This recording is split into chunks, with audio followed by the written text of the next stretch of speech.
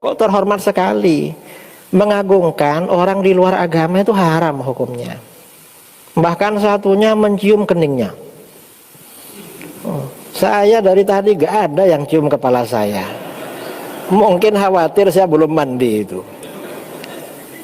Ini ikan paus dicium nih. Ini ikan paus dicium nih.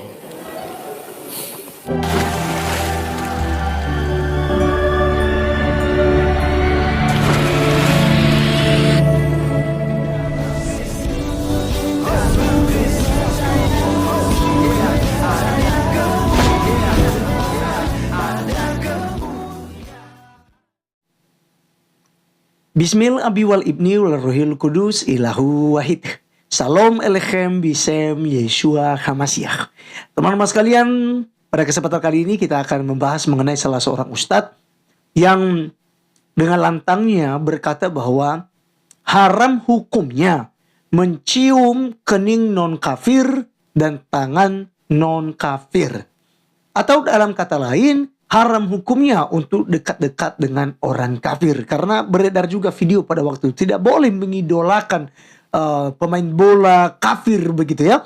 Nah boleh katanya. Nah kalau ini ya, dia menyerang imam masjid Istiqlal yang beberapa waktu yang lalu mencium kening paus, bahkan mencium tangan paus ya, atau berpelukan dengan paus ya. Kita lihat di video yang beredar. Lalu mereka nggak terima. Ini katanya haram hukumnya, bahkan sudah dianggap murtad ya.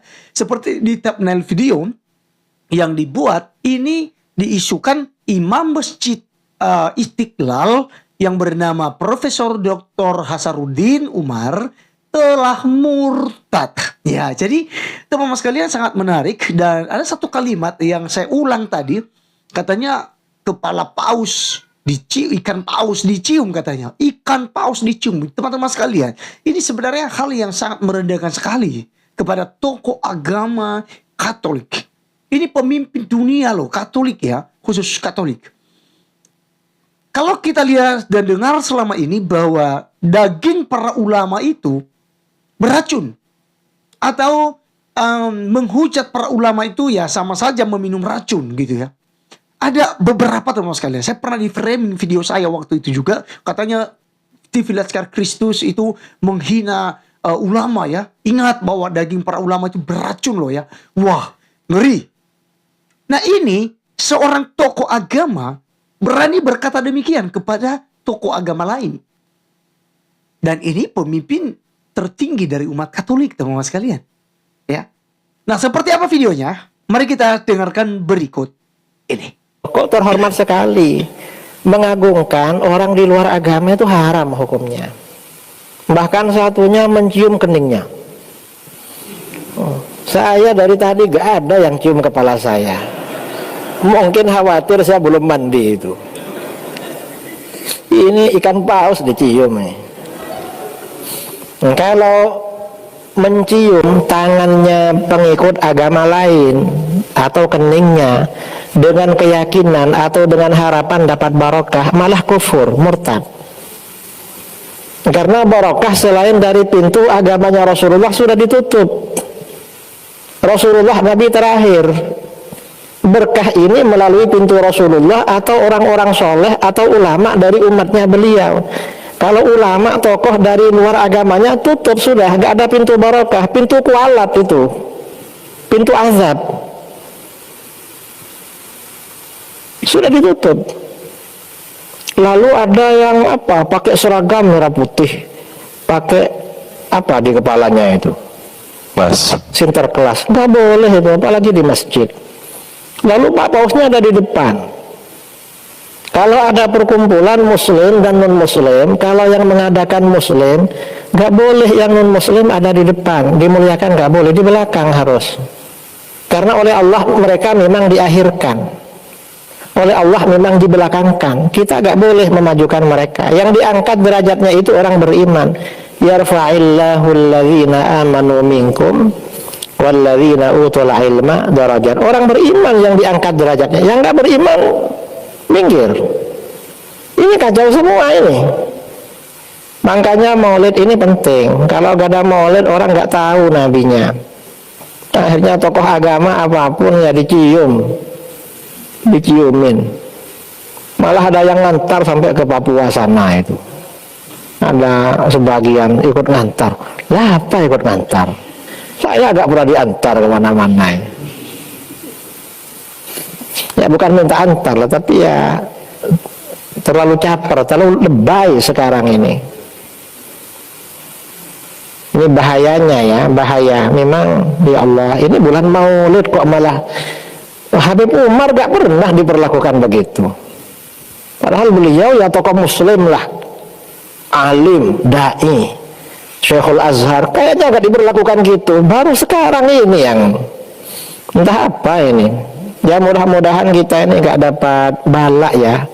Begini ini takut ada balak bagi bangsa kita. Kalau ada hal-hal mungkar begini saudara, takut azab, balak dari Allah turun pada kita. Na'udzubillah min dzalik. Ini pentingnya kita merayakan maulid agar gak orang tuh tahu nabinya. Kalau tahu nabinya, siapa saja yang harus dihormati di dalam Islam. Pertama Rasulullah SAW, lalu para sahabat, lalu keluarganya, lalu para ulamanya. Tidak ada ulamanya orang kafir dihormati, tidak ada. Itu urusan mereka. Dan saya kira orang Kristen atau Paus tidak minta diundang ke Istiqlal. Orang Islam aja yang lebay itu.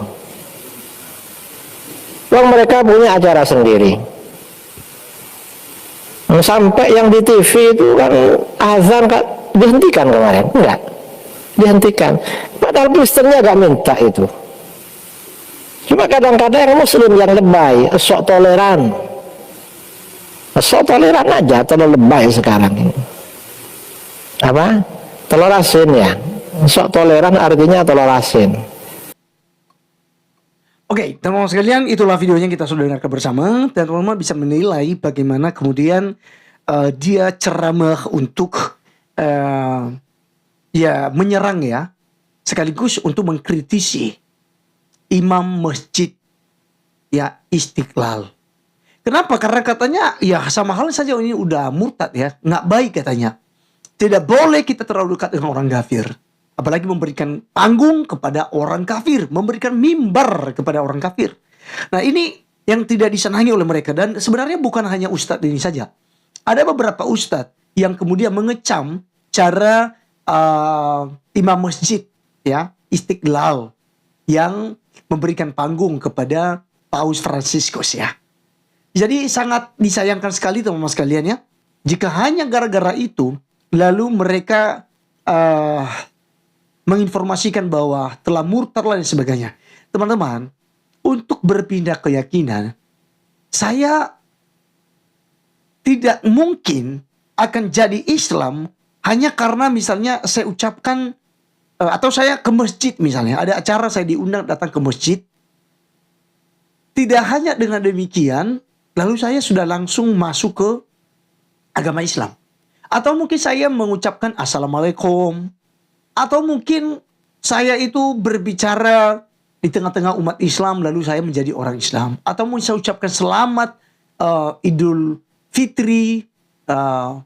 Atau mungkin selamat kepada agama lain lalu saya otomatis pindah agama. Tidak demikian.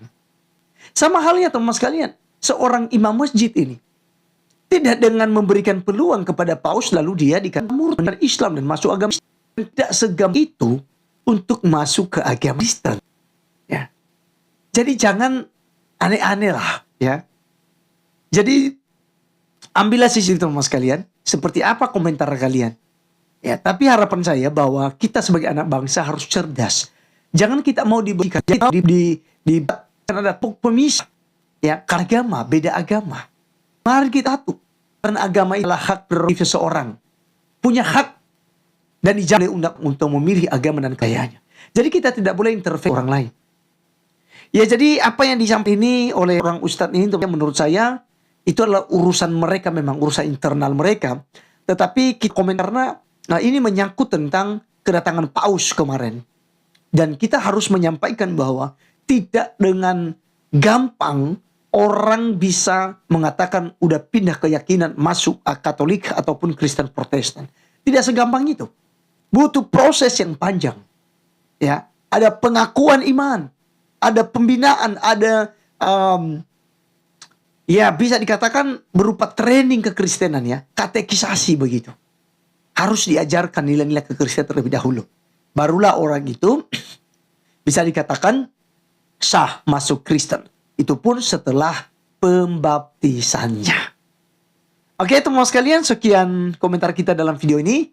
Sampai ketemu di video berikutnya. Tuhan Yesus memberkati kita. Shalom.